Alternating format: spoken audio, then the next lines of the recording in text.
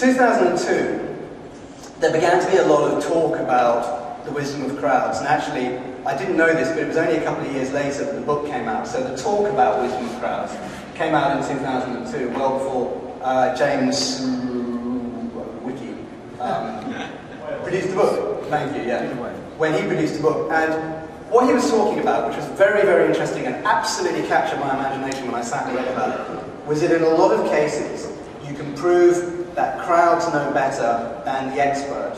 And one of the legendary case studies was, you take a stock market analyst, and usually the crowd knows better. And the evidence for that is that over the long term, short term, brilliant analysts can beat the market. But generally speaking, and I'm talking generally, so you will, I'm sure there will be people who know of exceptions, the analysts cannot beat the crowd over the long term. And there are reasons for that.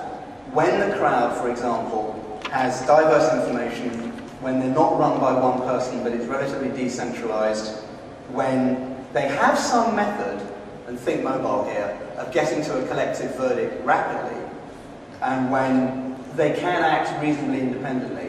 And again, for those of you who sat in a football crowd and heard what's called lovingly in Britain the bloke behind you, even if he supports your own team, you know that football supporters don't follow the opinions of the people around them, but are very capable of coming up with their own opinions, and often argue bitterly, fans from the same club, over what's happening.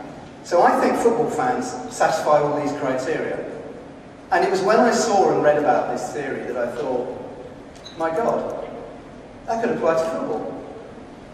And then I thought, if that's the case in football, does that mean that the 45,000 people at Stamford Bridge every week know more about who should be playing than the manager?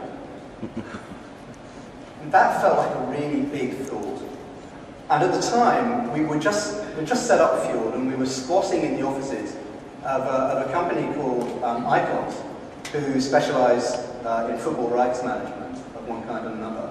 And I shared this thought with them, and the first thing they said was, that's completely stupid, and they walked away. And then 5 minutes later, one of the guys walked back into my desk and he said, it's not stupid, it's brilliant. And they knew people in football, so together we started thinking about it. And the first thing I came up with is that fans should control the key decisions that are made about who plays every week. I'm not talking about who's bored, I'm not talking about what the players eat, I'm talking about who walks out onto the pitch in the starting 11. And they can do that through the web and through mobile. The technology is there, it's not difficult to implement. So none of this is difficult to implement. And then I thought, God, wouldn't it be brilliant? Because I think the crowd does know this. If the crowd could demand who gets substituted immediately after half-time, and as soon as a legitimate majority of people with mobiles who supported that club, who had been endorsed as legitimate supporters, as soon as they got to a tipping point where they said, he's off, he's on, it happens. Not the manager's call, not the coach's call, the crowd's call. I'd love to see this.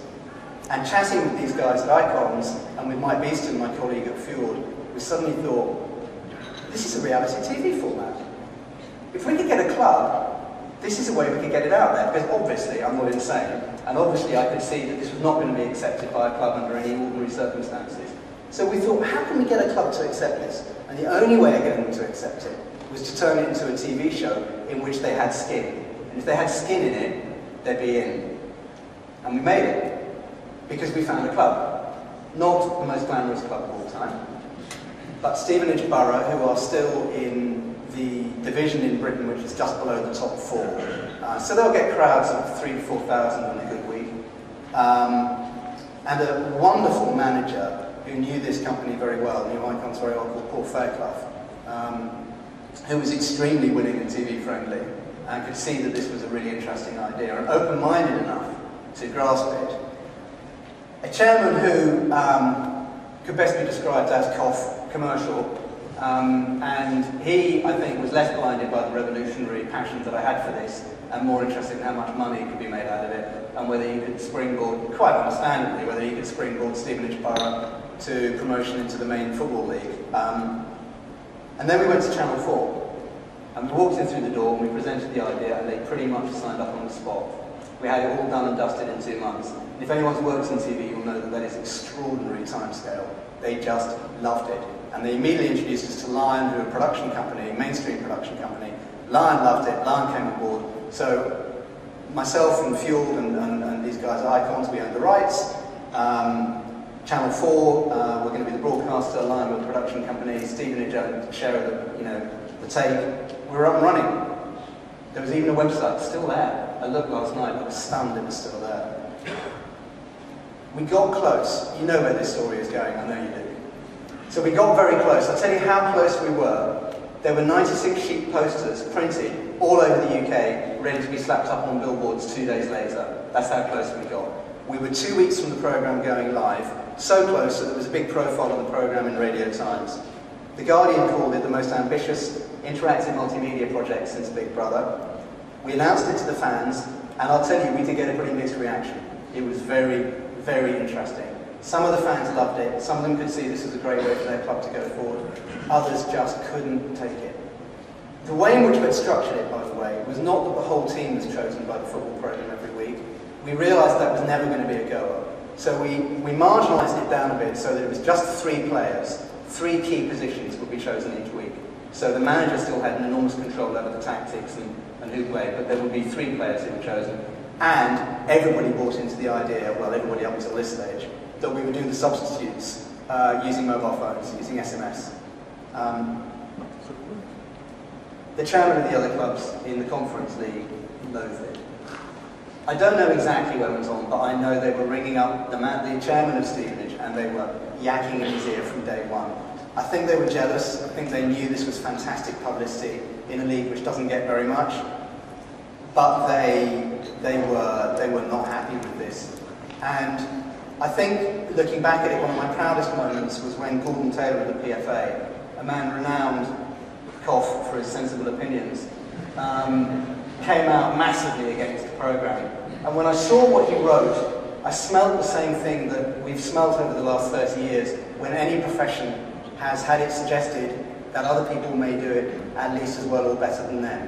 We get it when lawyers' monopoly over the law is threatened, we get it when teachers' monopoly over teaching is threatened, we get it when doctors' monopoly over medicine is threatened. They hate it. And we had it exactly with this. Everybody retreated to the same thing. We can't let people do this. It's simply, quote, unprofessional. Always a bad sign when people are saying that. It got killed off. So the programme died, it wasn't allowed to go out, and we'd already made 3/4 of the first programme a week before it was going to go out. Officially, it was because the Nationwide Conference League said it couldn't happen, and sadly, I don't want to go into details, but somebody hadn't tied up the legals properly, and the legals should have been done and dusted by then. So there was really nowhere to run. Well, there was one place to run. So Mike and I went to see Adam Crozier. Adam Crozier, for those of you who don't know, was running the FA at the time and was a very controversial chief exec of the FA. He'd come from being chief exec of Saatchi & Saatchi, where Mike had known him as a colleague. And he's since gone on to run, again, controversially, the post office. So we sat with Adam and we talked to him about this, and it became very clear to us, as he said, I would never, ever, ever have let anything like this happen in British football, and I never will. So the idea was stone dead. Now he's gone, but it was an interesting reaction.